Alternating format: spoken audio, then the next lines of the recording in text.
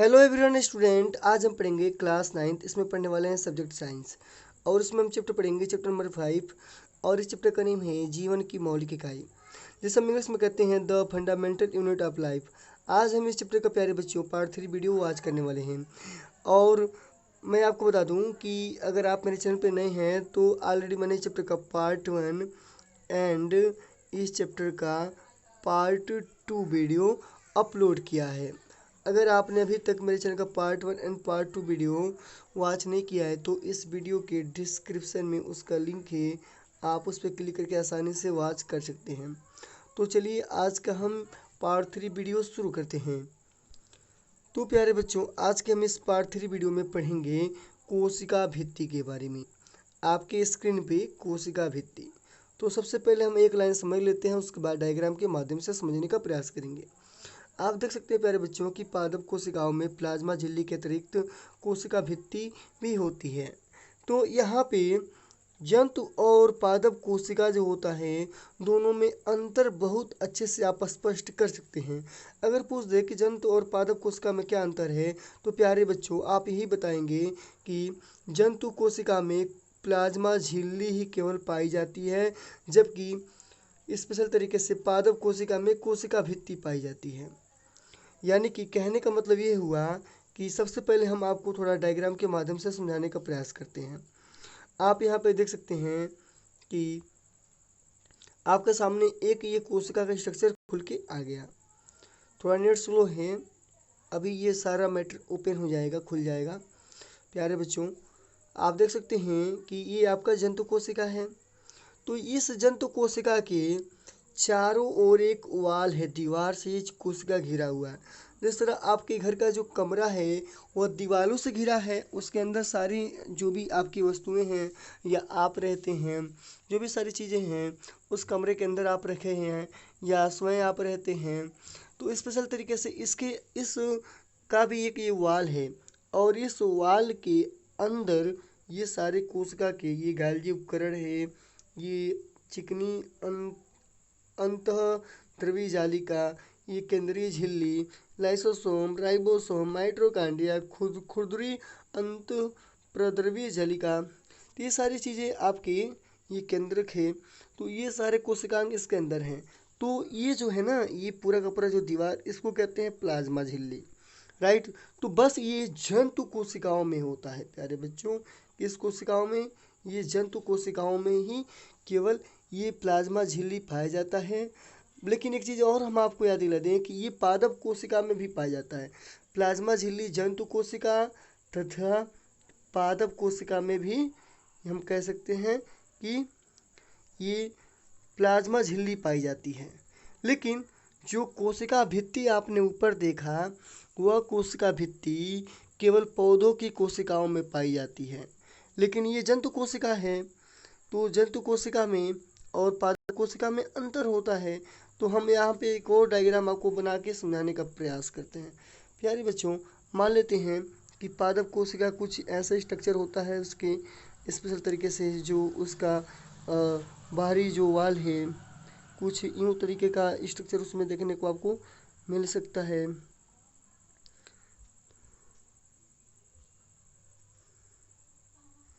तो प्यारे बच्चों ये आपकी पादप कोशिका का मैंने यहाँ पे कुछ ऐसा स्ट्रक्चर बना दिया, आप देख सकते हो प्यारे बच्चों। तो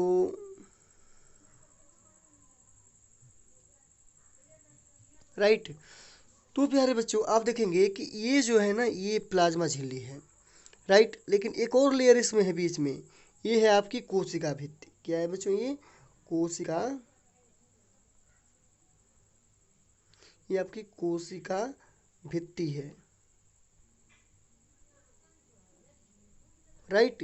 ये आपकी कोशिका भित्ति है जो सेलुलोज की बनी होती है, जो केवल पौधों की कोशिकाओं में ही पाई जाती है। जितने हरे पौधे होते हैं सबके कोशिकाओं में, यानी कि पादप कोशिकाओं के अंदर यह एक लेयर पाया जाता है, डबल लेयर। जो दूसरा जो लेयर है वो कोशिका भित्ति कहलाता है और इसके अंदर भी ये केंद्रक होता है, राइट। ये लाइसोसोम, राइबोसोम, अंतःप्रद्रवी जालिका, ये सारी चीज़ें, माइटोकॉन्ड्रिया, ये सारी चीज़ें होती हैं।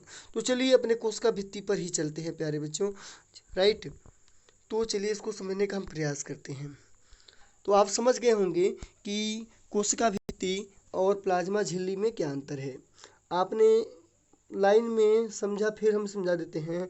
पादप कोशिकाओं में प्लाज्मा झिल्ली के अतिरिक्त क्या पाया जाता है? कोशिका भित्ति पाया जाता है। पादप कोशिका भित्ति मुख्यतः किसकी बनी होती है? बच्चों, सेलुलोज की बनी होती है। एक ही पदार्थ है सेलुलोज, जो कि पौधों में पाया जाता है स्पेशल तरीके से। तो सेलुलोज एक बहुत जटिल पदार्थ है और यह पौधों को संरचनात्मक दृढ़ता प्रदान करता है। राइट, यानी कि ये संरचनात्मक, ये हम कह सकते हैं कि दृढ़ता ये पौधों को प्रदान करता है। यानी कि कुछ पौधों की आपने देखा होगा, कुछ पौधे बहुत हार्डली होते हैं, जिनके तने हार्डली होते हैं स्पेशल तरीके से, तो इनका ये दृढ़ता ये प्रदान करता है। अब आगे देख लेते हैं प्यारे बच्चों। जब किसी पादप कोशिका में परासरण द्वारा पानी की हानि होती है, परासरण आपने पार्ट 2 वीडियो में पढ़ लिया होगा, उसके द्वारा पानी की अगर हानि हो रही है तो कोशिका झिल्ली सहित अतिरिक्त पदार्थ क्या हो जाते हैं? संकुचित हो जाते हैं, यानी कि सिकुड़ जाते हैं। इस घटना को जीव द्रव्य संकुचन कहते हैं। यानी कि अगर पानी की हानि होगी तो क्या हो जाएगा? ये सिकुड़ जाएगा। यानी कि जब पानी निकलेगा उस कोशिका से तो सूखने के कारण तो सिकुड़ जाएगा। इस घटना को हम जीवद्रव्य का संकुचन कहते हैं। हम इस घटना को निम्न क्रियाकलाप द्वारा देख सकते हैं स्पेशल तरीके से। राइट, तो चलिए हम आपको समझाने का प्रयास करते हैं प्यारे बच्चों। ये 5.6 ये आपका क्रियाकलाप है। यहाँ पे हम देखेंगे कि रियो की पत्ती की झिल्ली को पानी में रखकर एक स्लाइड बनाइए। ये जो है कि रियो की पत्ती एक पौधा है, इसे उच्च शक्ति वाले सूक्ष्मदर्शी से आप देखो। रियो की पत्ती आप गूगल सर्च करके देख सकते हैं। राइट, तो यानी करना क्या है कि रियो की पत्ती को पानी में रखकर एक स्लाइड बनाना है। राइट, और उसे आपको सूक्ष्मदर्शी से देखना है। तो स्लाइड तो आप बना ही सकते हो। करना क्या है कि आपको रियो की पत्ती की झिल्ली को निकाल कर क्या करना है? पानी में रख कर स्पेशल तरीके से रियो की पत्ती को पानी में रख कर क्या करना है? उसका स्लाइड बनाना है। उसमें जो झिल्ली होता है उस पत्ती के उस झिल्ली को चिमटी से निकाल देना है, जिस तरह आपने प्याज की झिल्ली पार्ट 1 वीडियो में बनाया था। राइट, तो सेम उसी तरह आपको क्या करना है कि उस पत्ती के झिल्ली को चिमटी से निकाल कर पानी में रखेंगे तो सिकुड़ेगा नहीं, सूखेगा भी नहीं। अब उसको क्या करना है? स्लाइड पे रख के और जो है कि सेफ्रामाइन केमिकल डाल के और स्लाइड बना के हमें क्या करना है कि उच्च शक्ति वाले सूक्ष्मदर्शी के सहायता से उसे देखना है। हम देखेंगे कि उसमें छोटे छोटे हरे कण दिखाई देंगे। इन्हें हम, जो हरा दिख रहा है ना कण उसमें, उसको उसका के अंदर आपको छोटे छोटे हरे कण दिखाई देंगे, वो है आपका क्लोरोप्लास्ट। क्लोरोप्लास्ट जो होता है यह एक हरे रंग का पिगमेंट होता है जो पौधों की कोशिकाओं में पाया जाता है। राइट, इनमें एक हरा पदार्थ होता है जिसे हम क्लोरोफिल कहते हैं। क्लोरो जो प्लास्ट है उसी में एक क्लोरोफिल होता है, मतलब क्लोरोप्लास्ट में इस तरीके से क्लोरोफिल है। राइट, यही हरा है जिसके कारण जो है कि क्लोरोप्लास्ट हरा दिखाई देता है। और ये क्लोरोफिल जो है ना, इसी कारण जो सूर्य का प्रकाश है वह भोजन में परिवर्तित हो जाता है। इस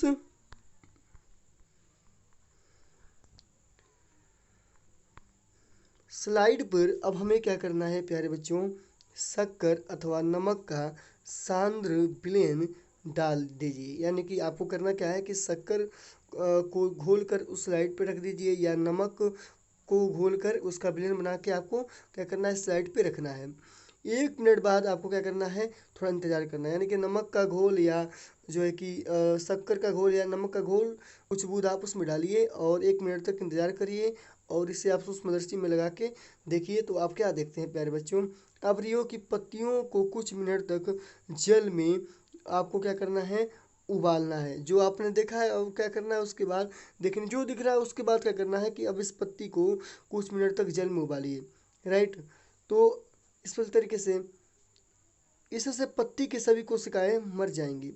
यानी कि आपने यहाँ पे देख लिया जो देखना हो। अब क्या करना है कि आपके रियो की जो पत्ती है, ताज़ी पत्ती लीजिए, एक नई पत्ती लीजिए, उसको जल में डुबोकर स्पेशल तरीके से उबालिए। उबालने के बाद आप देखेंगे सारी कोशिकाएं, उबालने के बाद वो जाहिर सी बात है टेम्परेचर पानी पे ये मर जाएंगी। अब एक पत्ती को स्लाइड पर रख कर उसे सूक्ष्मदर्शी से देखने का प्रयास करिए। स्लाइड पर रखी इस पत्ती पर शक्कर अथवा नमक का आप जो है कि सांद्र विलयन यानी कि जो घोल है वो डालिए। राइट। अब 1 मिनट थोड़ा इंतजार करिए प्यारे बच्चों, और पुनः सूक्ष्मदर्शी में लगा के आप देखिए आप क्या देखते हैं। क्या अब जीव द्रव्य संकुचन हुआ? तो चलिए इस क्रियाकलाप से क्या निष्कर्ष निकलता है हम यहाँ पे नीचे समझ लेते हैं। इस क्रियाकलाप से क्या निष्कर्ष निकला, तो इससे यह पता लगा प्यारे बच्चों कि केवल जीवित कोशिकाओं में ही परासरण द्वारा जल अवशोषण की क्षमता होती है, न कि मृत कोशिकाओं में। यानी कि जो जल का जो अवशोषण है वह जीवित कोशिकाओं में ही होता है, मृत कोशिकाओं में जल का अवशोषण नहीं होता। राइट। इस क्रियाकलाप से यही पता चलता है हमें। प्यारे बच्चों यहाँ पे हम देखेंगे कि कोशिका भित्ति पौधों, कवक तथा बैक्टीरिया की कोशिकाओं को अपेक्षाकृत कम तनु विलयन यानी कि हम कह सकते हैं कि अल्प मतलब कम परासरण दाबी विलयन यानी कि जिसमें कम जो है कि अपेक्षाकृत कम जो विलयन का जो घोल है में बिना फटे बनाए रखती है। कौन? उसकी जो कोशिका भित्ति है। राइट। ऐसे माध्यम से कोशिका परासरण विधि द्वारा पानी लेती है। इसी माध्यम से क्या करती है कि कोशिका जो होती है परासरण विधि द्वारा पानी को लेती है और कोशिका फूल जाती है। इस प्रकार तरीके से प्यारे बच्चों आपने देखा होगा कि जो आप चना खाते हो ना, आप चने को क्या करते हो प्यारे बच्चों, पानी में डालकर आप क्या करते हो, रख देते हो। कुछ घंटों बाद वो फूल जाता है।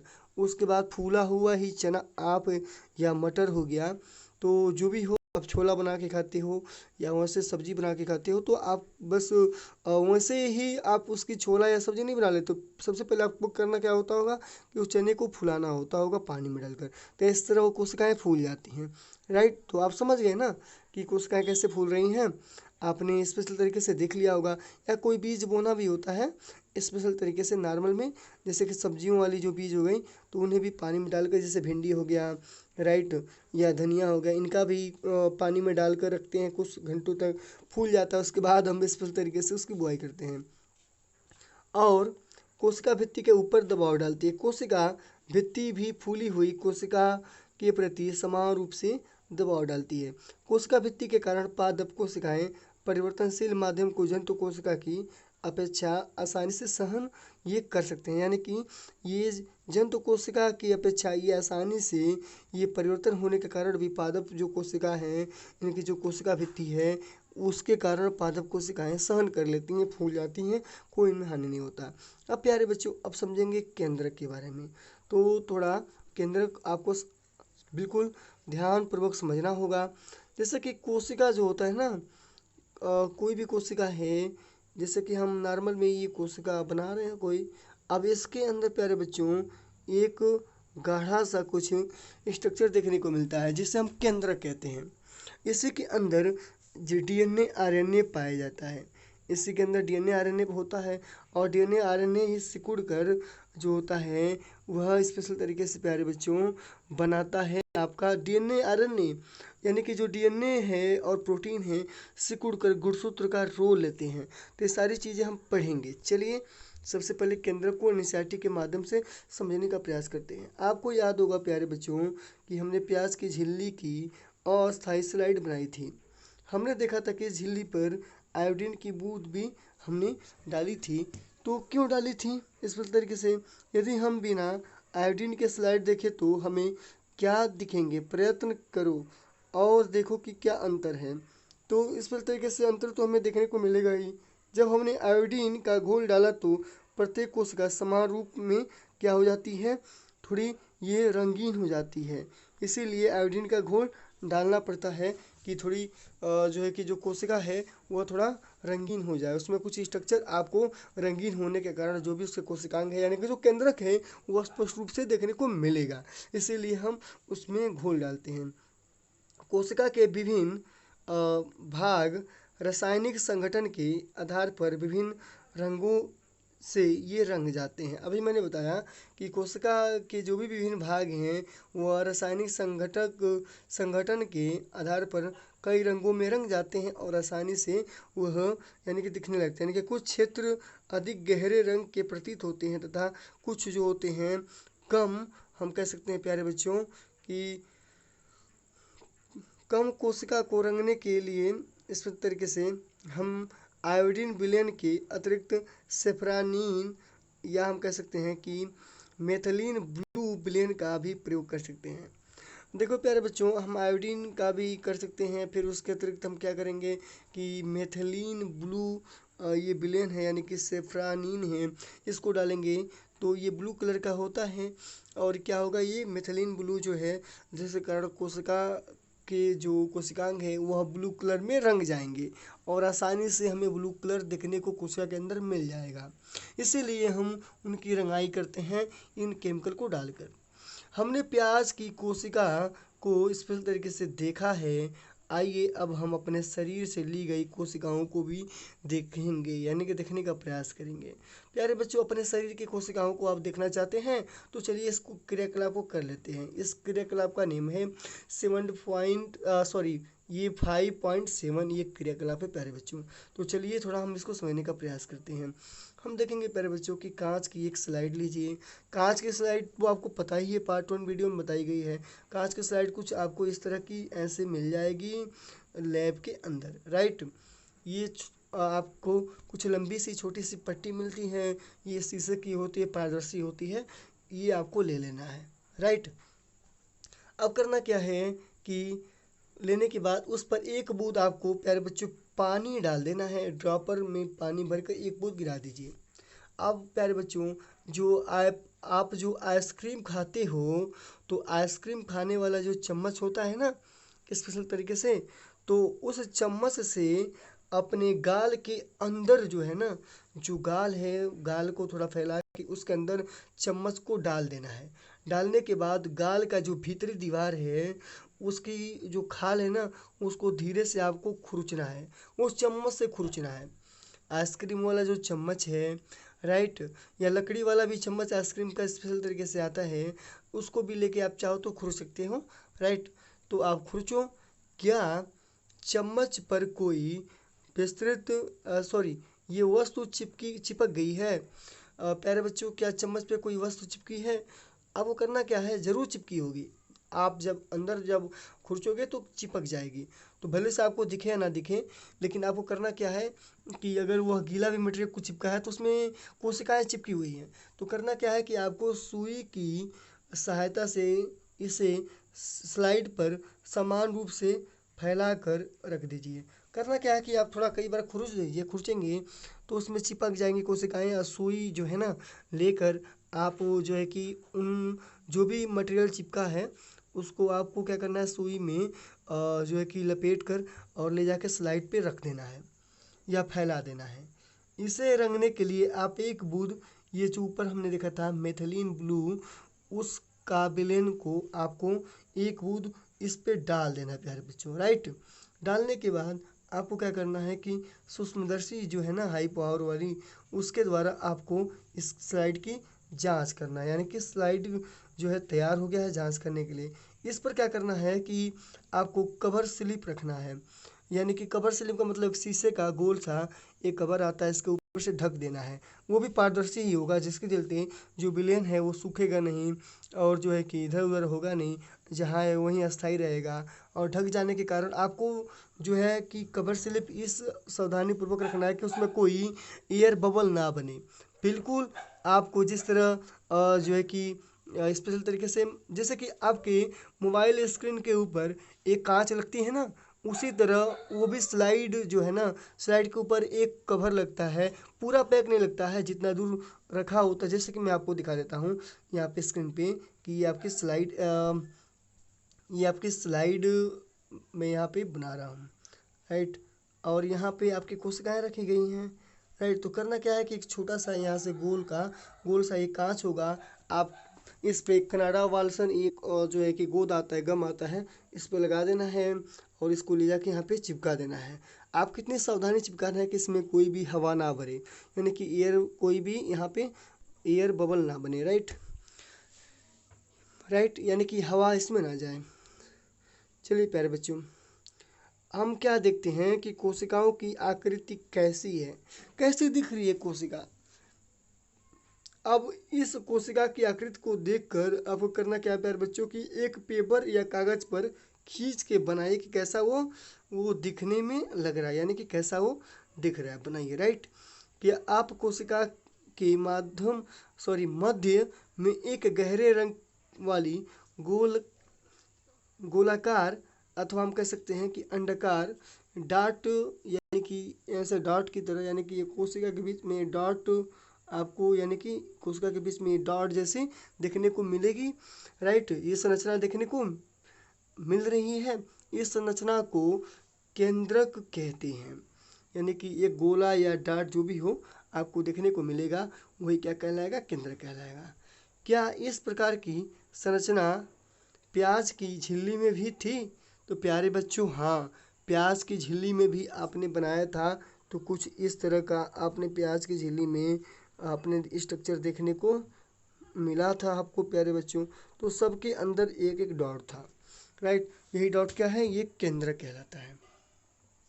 केंद्रक के चारों ओर दोहरे परत का एक अस्तर होता है जिससे हम प्यारे बच्चों केंद्रक झिल्ली कहते हैं। राइट, केंद्रक जो झिल्ली है में छोटे छोटे छिद्र होते हैं जिसे हम यानी कि इसे हम केंद्रक छिद्र कहते हैं, जिससे हम क्या कहते हैं प्यारे बच्चों, केंद्रक छिद्र कहते हैं। यानी कि ये जो केंद्रक है बिल्कुल गोल होगा।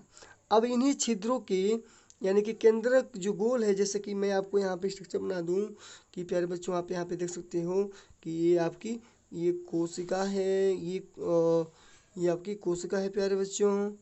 राइट, और इस कोशिका के अंदर ये केंद्रक है, लेकिन ये केंद्रक बिल्कुल गोल है। अंडे हम कह सकते हैं अंडाकार हो सकता है या गोलाकार हो सकता है, बिल्कुल पैक है, फुटबॉल की तरह बिल्कुल पैक है। राइट, अब ऐसा नहीं है, सपाट नहीं है, बिल्कुल गोल है। राइट, और मैं आपको बता दूं कि इस केंद्रक में आपको ऐसे कुछ ऐसे ऐसे करके, राइट, ये छिद्र देखने को मिलेंगे, ये छिद्र यही छिद्र, राइट, ये छिद्र, इस छिद्र के द्वारा, यानी कि ये केंद्रक छिद्र कहलाता है। और इसी छिद्र के द्वारा स्पेशल तरीके से केंद्रक के अंदर जो भी सारी चीज़ें हैं, राइट, जो आरएनए होता है वो बाहर जाता है। राइट, और बाहर से जो भी आवागमन वाली चीज़ें हैं वो केंद्रक के अंदर जाती हैं। यानी कि केंद्रक के बाहर ये जो है ना, ये गाढ़ा सा एक द्रव्य पाया जाता है और इस द्रव्य को हम कहते हैं कि जीव द्रव्य कहते हैं। अब इसी जीव द्रव्य में डूबे हुए माइटोकॉन्ड्रिया, गोल्गी काय, लाइसोसोम, राइबोसोम, ये सारी चीज़ें होती हैं। यानी कि केंद्रक क्षेत्र के द्वारा इन बाहरी जो भी चीज़ हैं ये केंद्र के बाहर अंदर जाते हैं और केंद्रक से जो चीज़ें हैं वो बाहर आती हैं। राइट, तो इसीलिए ये केंद्रक छिद्र होता है इसमें। राइट, इन छिद्रों द्वारा केंद्रक के अंदर कोशिका द्रव्य केंद्रक से बाहर जो है कि जा पाता है। राइट, कोशिका द्रव्य के विषय में आप अनुभाग 5.2.4 में स्पष्ट तरीके से पढ़ेंगे।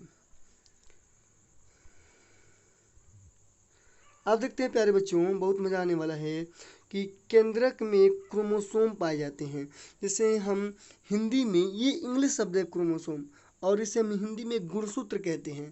जैसे कि मनुष्य में 46 जोड़ी गुणसूत्र पाए जाते हैं। राइट, सॉरी प्यारे बच्चों, 46 गुणसूत्र पाए जाते हैं। जोड़ी में 23 होंगे लेकिन वो 46 होते हैं प्यारे बच्चों, 46 जोड़ी नहीं, केवल 46 होते हैं। राइट, जो कोशिका विभाजन के समय छड़ाकार दिखाई देते हैं और ये जो गुणसूत्र जो होते हैं कोशिका विभाजन के समय इस तरीके से हम कह सकते हैं कि ये आधे हो जाते हैं, जोड़े हो जाते हैं, 23 हो जाते हैं।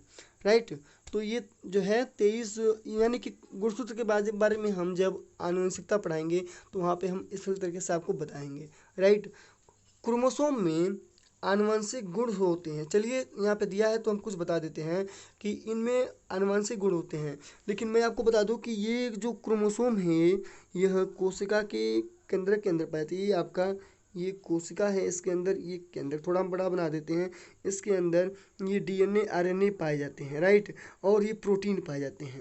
यानी कि जो डीएनए होता है ना, ये डीएनए का संरचना कुछ यूं ऐसे होता है और बीच बीच में ये हिस्टोन प्रोटीन को ये रस्सी की तरह लपटा होता है, यानी कि जैसे कि फुटबॉल है और फुटबॉल पे हम क्या करते हैं कि रस्सी ऐसे ऐसे लपेट दें, उसी तरह ये जो डीएनए होता है ये हिस्टोन प्रोटीन को लपटा रहता है। तो जो डीएनए है, ये डीएनए और ये जो आपके प्रोटीन हैं, यही सब सिकुड़ कर बना लेते हैं आपके प्यारे बच्चों, ये गुणसूत्र बनाते हैं। कुछ इस तरह के गुणसूत्र हमारे शरीर के अंदर ये, यानी कि हमारे कोशिकाओं के अंदर ये ऐसे देखने को मिलते हैं, राइट। तो प्रत्येक जीवों में उन गुणसूत्रों का जो आकार अलग अलग हो सकता है, राइट। तो ये जो गुणसूत्र हैं, ये अगर इन गुणसूत्र को हम काट दें, अगर यहाँ पे काट देते हैं ऐसे, तो ये गुणसूत्र हम देखेंगे यहाँ पे जब खोलेंगे तो कुछ ऐसे ये गुणसूत्र ऐसे खुलेगा, यानी कि ये डीएनए है और बीच बीच में यहाँ पे ये प्रोटीन को ये क्या किए हुए हैं, इसको बांधे हुए हैं। यानी कि मान लेते हैं कि यहाँ पे ये प्रोटीन है, राइट। अब ये प्रोटीन है, इस प्रोटीन को ऐसे करके ये कुछ ऐसे करके ये लपटा हुआ है, राइट। यानी कि ये आके ऐसे लपटा हुआ है, राइट, यानी कि इनको कवर किया हुआ है। तो ये डीएनए और प्रोटीन के ये आपके गुणसूत्र बने होते हैं, राइट। तो इन पे जो डीएनए है, तो डीएनए पे न्यूक्लियोटाइड होता है। देखिए प्यारे बच्चों, जो डीएनए आपका होता है ना, ये डीएनए जो होता है ये न्यूक्लियोटाइड होता है। यहाँ पे ऐसे ऐसे कुछ छड़ें लगी होती है सीढ़ीनुमा, राइट। तो इन सीढ़ीनुमा पे हम कह सकते हैं कि न्यूक्लियोटाइड पाए जाते हैं। अब प्यारे बच्चों, न्यूक्लियोटाइड कैसे पाए जाते हैं, मैं आपको यहाँ पे दिखा देता हूँ। यहाँ पे कुछ नाइट्रोजनी क्षार पाए जाते हैं प्यारे बच्चों। यहाँ पे एडेनिन, ये ग्वानिन, थाइमिन, साइटोसिन, एडेनिन, ग्वान, यहाँ पे एडेनिन, सॉरी बच्चों थोड़ा यहाँ पे रॉन्ग हो गया। और प्यारे बच्चों पहले हम सीधा लिखेंगे, राइट। यहाँ पे ये एडेनिन है, तो ये थाइमिन, ये टी मीन्स थाइमिन होगा, जी मीन्स ग्वानिन और C means cytosine. Adenine, thymine, guanine, cytosine, adenine, thymine, guanine, cytosine, adenine, thymine, guanine, cytosine, ATGC, ये जो है कि यानी कि मतलब adenine, T means thymine, G means guanine, C means cytosine, ये नाइट्रोजनी क्षार होते हैं। अब इसके नीचे जो है ना डीएनए जो होता है ना, डीएनए जो है वो डबल जो है कि पॉलीन्यूक्लियोटाइड की श्रृंखला है। ये एक एक न्यूक्लियोटाइड है, एक न्यूक्लियोटाइड, दो, तीन, तो कई सारे न्यूक्लियोटाइड मिलाकर पॉलीन्यूक्लियोटाइड बनाते हैं। तो दो डबल श्रृंखला है। कैसे है, ये जो एडेनिन है नीचे टी से जुड़ेगा, राइट। ये जो टी है, राइट, जाहिर सी बात है ये जो एडेनिन है ये किससे जुड़ेगा, ये टी से, लेकिन ये डबल जो है कि हाइड्रोजन बॉन्ड से जुड़ा होता है। तो जाहिर सी बात है अगर यहाँ पे टी है तो यहाँ पर ए होगा। कभी भी एडेनिन थाइमिन से जुड़ेगा तो डबल ये हाइड्रोजन बॉन्ड से जुड़ेगा। ये जो ग्वानिन है ये साइटोसिन से जुड़ता है, ये साइटोसिन यहाँ पे बना देते हैं, लेकिन ये ट्रिपल हाइड्रोजन बॉन्ड से जुड़ेगा, राइट। ये साइटोसिन यहाँ पे है तो ये कभी भी ग्वानिन से जुड़ेगा, ये ग्वानिन से, तो ये ट्रिपल हाइड्रोजन बॉन्ड से जुड़ेगा। एडेनिन है तो थाइमिन से डबल हाइड्रोजन बॉन्ड से, ये थाइमिन है तो एडेनिन यहाँ पे हम कर सकते हैं डबल हाइड्रोजन बॉन्ड, ये ग्वानिन है तो यहाँ पे साइटोसिन कर सकते हैं ट्रिपल हाइड्रोजन बॉन्ड। यानी कि जी सी आपस में जुड़े होते हैं ट्रिपल हाइड्रोजन बॉन्ड से, और ए और टी आपस में डबल हाइड्रोजन बॉन्ड से जुड़े होते हैं, और यही सब न्यूक्लियोटाइड होते हैं। और इसी पर जो है कि आपकी सूचनाएं होती हैं। यानी कि हम कह सकते हैं कि एक डीएनए पर लाखों की संख्या में 3-4 लाख हम कह सकते हैं कि ये न्यूक्लियोटाइड 1 2 3 4 5 ऐसे करके ये भी हैं, इनको भी गिनकर लगभग 3 से 4 लाख की संख्या में न्यूक्लियोटाइड पाए जाते हैं। और हम मान लेते हैं कि यहाँ से लेकर यहाँ तक की, वैसे तो हम गिनेंगे 1 2 3 4 5 6 7 8 9 10 से हो रहा है, लेकिन हम कहने का मतलब कि यहाँ से और यहाँ तक अगर मान लेते हैं कि 3000 अगर हो रहे हैं तो 3000 संख्या को हम 3000 न्यूक्लियोटाइड की संख्या को हम एक जीन कहते हैं, जिस पे सूचना है आपके शरीर के निर्माण की। यानी कि 3000 न्यूक्लियोटाइड पे सूचना है, मान लेते हैं कि आपकी 2 आँखें होनी चाहिए सिर के अंदर, और आँखों का कलर जो है कैसा होना चाहिए।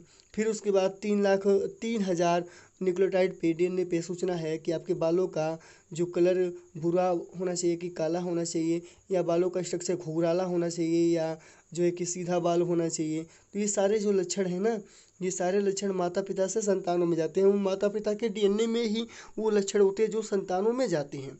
जैसे कि हम बात कर लेते हैं कि ये अगर कोई रेड कलर है और एक वाइट कलर है, दोनों को मिला देंगे तो क्या हो जाएगा, ये गुलाबी पिंक कलर बन जाएगा, राइट। तो ये समझाने के लिए मैंने बताया, राइट। तो प्यारे बच्चों, इसी तरह माता पिता की जो भी सूचनाएं हैं, लक्षण हैं, वो संतानों में जाते हैं। तो यहाँ पे आप देख लीजिए प्यारे बच्चों, क्रोमोसोम में आनुवंशिक गुण तो होते हैं जो माता पिता से डीएनए में, यानी कि देखिए प्यारे बच्चों, डीएनए का फुल फॉर्म होगा डीऑक्सी राइबो न्यूक्लिक अम्ल। अणुओं में अगले संतान में यह लक्षण चला जाता है। क्रोमोसोम यानी कि गुणसूत्र डीएनए तथा प्रोटीन के बने होते हैं, जो अभी मैंने बताया। डीएनए अणु में कोशिका के निर्माण व संगठन की सभी आवश्यक सूचनाएं होती हैं। कोशिका निर्माण और जो भी संगठन की जितनी भी सूचनाएं हैं कि शरीर का स्ट्रक्चर कैसा होना चाहिए। जैसे कि प्यारे बच्चों, इंसान से इंसान ही जन्म लेता है, राइट। हाथी का बच्चा नहीं जन्म नहीं लेता। हाथी से हाथी का बच्चा ही जन्म लेता है। सांप के अंडे से सांप ही जन्म लेता है, क्योंकि उसके माता पिता में सांप जैसी बॉडी की सूचनाएं थी, तो उसके अंडे में गई, अंडे के अंदर गुणसूत्र है, उससे जो है कि सांप ही जन्म लेगा या निकलेगा, राइट। या मानव से मानव ही जन्म लेगा, क्योंकि उसके पिता के डीएनए में मानव जैसी सूचना है, तो पैदा मानव ही होगा, राइट। तो यानी कि ये सारी सूचनाएं किस में होती हैं, इस तरीके से प्यारे बच्चों, ये डीएनए में होती हैं। जो कोशिका निर्माण व संगठन के सभी आवश्यक जो है कि सूचनाएं डीएनए पर होती हैं। डीएनए के क्रियात्मक खंड को जीन कहते हैं। यानी कि प्यारे बच्चों, अभी मैंने बताया कि अगर 3 लाख संख्या है न्यूक्लियोटाइड की, तो 3000 न्यूक्लियोटाइड के हम संख्या को हम एक जीन कहेंगे।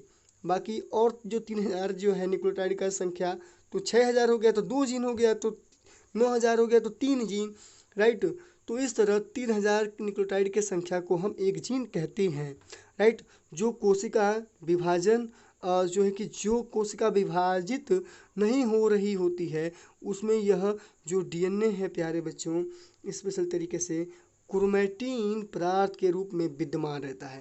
यानी कि मान लेते हैं कि ये आपकी कोशिका है और इस कोशिका के अंदर का इसमें कोई विभाजन शुरू नहीं है, तब यह जो है ना डीएनए आरएनए ऐसे धागे की तरह उलझा रहेगा, ऐसे उलझा रहेगा। लेकिन जब भी इसमें विभाजन शुरू होगा, तो एक कोशिका से 2 कोशिका बनेगी, तो उस कंडीशन में क्या होगा कि ये जो गुणसूत्र हैं, ये जो डीएनए आरएनए हैं, ये सिकुड़ कर ऐसे गुणसूत्र का रोल ले लेंगे, राइट। ये गुणसूत्र ऐसे बना लेंगे, राइट। तो सिकुड़ के ऐसे स्ट्रक्चर संरचना बना लेते हैं, राइट, जो कि 46 गुणसूत्र मानव के गुणसूत्र के अंदर पाए जाते हैं। तो प्यारे बच्चों, क्रोमैटिन पदार्थ धागे की संरचनाओं के एक जाल पिंड होता है, जबकि कोशिका विभाजन होने वाली होती है, तब ये क्रोमोसोम में संगठित हो जाते हैं। क्रोमोसोम का मतलब अभी मैंने बताया गुणसूत्र, हिंदी में से गुणसूत्र कहते हैं, राइट। तो प्यारे बच्चों, कुछ जीवों में कोशिकीय जनन में केंद्रक महत्वपूर्ण भूमिका निभाता है। कुछ ऐसे जीव होते हैं जिनमें कोशिकीय जो जनन है, कोशिकीय जनन में केंद्रक जो है मुख्य भूमिका निभाता है। इस प्रक्रिया में एक अकेली कोशिका विभाजित होकर 2 नई संतति बनाती है। यानी कि जो आपका जो शरीर है ना, आप बताइए, आप छोटे थे तो आप जब पैदा हुए तो 3 या 4 केजी के आसपास में आप पैदा हुए होंगे, राइट। तो आज आप प्यारे बच्चों हो गए होंगे 40, 45 या 50 केजी के वेट में, या एडल्ट जो व्यक्ति होता है उसका वजन 70 केजी का हो जाता है। तो आपका शरीर इतना तेज़ी से वजन कैसे बढ़ा, और आपकी शरीर की लंबाई, मोटाई, ये सारी चीज़ें बढ़ गई। यानी कि इसका मतलब ये हुआ कि आपकी कोशिकाएं बढ़ रही हैं, राइट, तभी तो आपका बॉडी इतना बड़ा हुआ। तो स्पेशल तरीके से एक कोशिका 2 कोशिका बढ़ती है, 2 से 4, यानी कि एक कोशिका जो है ना विभाजन हो रहा है तो 2 बनती हैं, 2 से 4 बनती हैं, राइट। अब ये जो 4 हैं ये भी 2-2 भागों में विभाजित होंगी तो 8 बनेंगी, 8 से 16 बनेंगे, 16 से 32, 32 से 64। अब मान लेते हैं 1000 से 2000, 2000 से 4000 और 4000 से 8000, राइट। 1 करोड़ से 2 करोड़, 2 करोड़ से 4 करोड़, 4 करोड़ से 8 करोड़। अब तेजी से विकास होगा, कम समय लगेगा, राइट। जितनी कोशिकाएं बनेंगी उसका डबल होता जाएगा, अब समय कम लगेगा और तेजी से शरीर का विकास होगा, राइट। तो प्यारे बच्चों, इस तरह हमारे शरीर में जो है कि कोशिका विभाजन होता है। लेकिन 2 तरह का कोशिका विभाजन होता है प्यारे बच्चों, एक होता है समसूत्री, एक होता है अर्धसूत्री। समसूत्री जो कोशिका विभाजन है, ये जो समसूत्री कोशिका विभाजन है, ये समसूत्री कोश का विभाजन हमारे शरीर की जो कह सकते हैं कि जो वृद्धि हो रही है, हमारी शरीर की का वजन या लंबाई जो बढ़ रहा है, इसमें समसूत्री विभाजन होता है। एक कोशिका से दो कोशिका बनता है, लेकिन जो हम कह सकते हैं कि हमारे शरीर में जो शुक्राणु का निर्माण होता है, हम कह सकते हैं कि जो जनन में कोशिकाएं भाग लेती है कि शुक्राणु बनना, मादा कोशिका में अंडाणु बनना, वहाँ पे अर्धसूत्री विभाजन होता है। सम की जगह पर क्या होगा प्यारे बच्चों, यहाँ पे अर्ध हो जाएगा। अर्ध का मतलब आधा। प्यारे बच्चों हम यहाँ पे फिर लिख देते हैं कि यहाँ पे अर्ध, अर्ध का मतलब क्या होगा प्यारे बच्चों, आधा। यानी कि इसमें गुणसूत्र जो होंगे ना, ये आधे हो जाएंगे। लेकिन समसूत्री विभाजन में 46 गुणसूत्र ही होते हैं, 46 से 46 ही बनते हैं। लेकिन अर्धसूत्री विभाजन में अर्धसूत्री जो विभाजन है, ये विभाजन में अर्धसूत्री विभाजन में प्यारे बच्चों क्या होगा कि ये जो 46 गुणसूत्र है, ये जोड़ी में हो जाएंगे तो हो जाएंगे कितने, 23। इसीलिए माता के 23 और पिता के 23, यानी कि माता के अंडाणु और पिता के शुक्राणु मिलेंगे तो 23 46 गुणसूत्र बन जाते हैं, फिर एक बॉडी का निर्माण हो जाता है। राइट। यह कोशिका के विकास और परिपक्व को निर्धारित करता है। कौन प्यारे बच्चों, कि एक कोशिका जो है ना, वो विभाजित होकर दो नई कोशिकाएं बनाती हैं, जिसके चलते शरीर का विकास, यानी कि हम कह सकते हैं कि ये आपका जो है ना, ये समसूत्री विभाजन है, जिसके चलते आपका शरीर का विकास या परिपक्वता, या कह सकते हैं कि आपके शरीर का वजन या लंबाई या जो भी है या मोटापा आपका बढ़ रहा है। तथा साथ ही सजीव कोशिका की रासायनिक क्रियाओं को भी ये निर्देशित करता है। बैक्टीरिया जैसे कुछ जीवों में कोशिका का केंद्रीय क्षेत्र बहुत कम स्पष्ट होता है। यानी कि कोशिका, यानी कि जो बैक्टीरिया जो कोशिका है, उसको हम प्रोकैरियोटिक कोशिका कहते हैं। बाकी और जीवों को हम यूकैरियोटिक कोशिका कहते हैं, क्योंकि उसमें जो केंद्रक होता है वो स्पष्ट होता ही नहीं है। हम कह सकते हैं कि उसमें केंद्रक स्पेशल तरीके से नहीं होता। उसके कोशिका हम कह सकते हैं कि कोशिका के कोशिका भित्ति के अंदर जो जीव द्रव है, उसी में जेनेटिक मटेरियल यानी कि डीएनए जो भी है वो फैला होता है। राइट। क्योंकि इसमें प्यारे बच्चों, इसमें केंद्रक झिल्ली नहीं होती। ऐसे अस्पष्ट केंद्रक क्षेत्र में केवल क्रोमेटिन पदार्थ ही पाए जाते हैं, यानी कि डीएनए, यानी कि उलझा हुआ डीएनए, क्रोमेटिन पदार्थ। ऐसे क्षेत्र को प्यारे बच्चों केंद्रकाय कहते हैं। तो केंद्रकाय आपको याद होना चाहिए, आगे हम समझेंगे, क्योंकि हमें भरना होगा एक जगह केंद्रकाय। राइट। ऐसे जीव जिसकी कोशिकाओं में केंद्रक झिल्ली नहीं होती, उसे हम प्रोकैरियोटिक कोशिका कहते हैं, या प्रोकैरियोट। प्रोकैरियोट का मतलब होगा प्रो यानी कि आदि, या हम कह सकते हैं पूर्व, और कैरियोट का मतलब होगा कैरियन यानी कि केंद्रक। राइट। जिन जीवों की कोशिकाओं में केंद्रक झिल्ली होती है, उन्हें हम यूकैरियोटिक कहते हैं। राइट। और जिनमें केंद्रक झिल्ली नहीं होती, उन्हें हम प्रोकैरियोटिक कहते हैं। प्रोकैरियोटिक कोशिकाओं में और भी अन्य अधिकांश द्रव्य अंगक नहीं होते। राइट।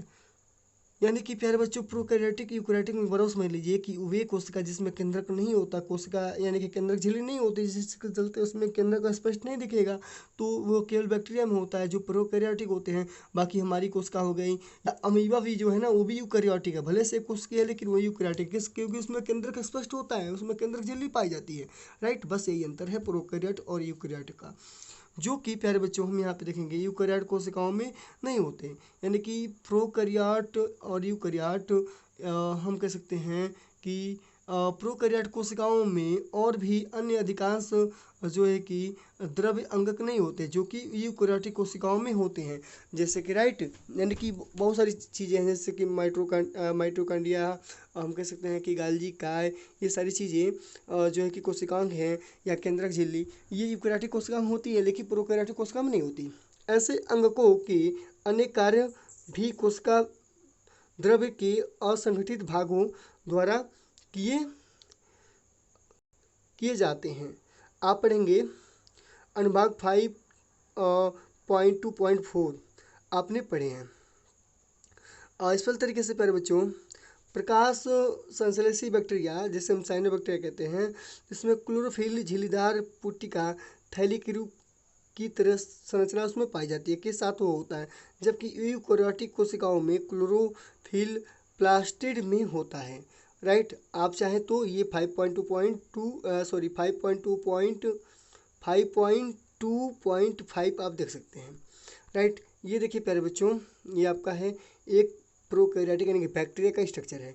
देखिए प्यारे बच्चों, ये है प्लाज्मा झिल्ली, ये कोशिका भित्ति, दोनों चीज़ें इसमें पाई जा रही है। राइट, अब इसमें क्या है, ये कोशिकाएं हैं। राइट, यानी कि इसमें स्पष्ट रूप से केंद्रक झिल्ली है ही नहीं है। ये जो भी डीएनए आरएनए है, ये कह सकते हैं क्रोमेटिन धागे इसमें उलझे हुए हैं। लेकिन इसमें आपका हम कह सकते हैं कि प्यारे बच्चों जो है कि आपका केंद्रक झिल्ली नहीं है, और इसमें ये राइबोसोम इस तरीके से पाए जाते हैं, और ये कसा फ्लैजेला जिसे हम कहते हैं। राइट, अब आपका अगला जो टॉपिक है कोशिका द्रव्य। राइट, यानी कि कोशिका के अंदर हम कह सकते हैं ये कोशिका है। प्यारे बच्चों, ये आपकी कोशिका है, कोशिका के अंदर एक केंद्रक है, केंद्रक के बाहर प्यारे बच्चों यहाँ पे गाढ़ा मटेरियल पाया जाता है जिसे हम कोशिका द्रव्य कहते हैं। और केंद्रक के अंदर भी पाया जाता है एक तरल पदार्थ जिसे हम केंद्रक द्रव्य, और केंद्र के बाहर जो तरल पदार्थ पाया जाता है जिसे हम कोशिका द्रव्य कहते हैं। यानी कि पूरा का पूरा ये तरल पदार्थ है, तरल पदार्थ जो कोशिका द्रव्य होता है। तो प्यारे बच्चों, वीडियो बहुत लंबी हो रही है, अब हम कोशिश करेंगे ये कोशिका द्रव्य जो टॉपिक है, इसके आगे का जो भी टॉपिक है पार्ट 3 वीडियो यहीं तक ख़त्म होता है। अब इस टॉपिक को पार्ट 4 वीडियो में हम लेके आएंगे प्यारे बच्चों। तो अगर कोई भी डाउट रह गया हो इस वीडियो में तो प्यारे बच्चों या इस चैप्टर में, तो कमेंट करके आप हमसे पूछ सकते हैं।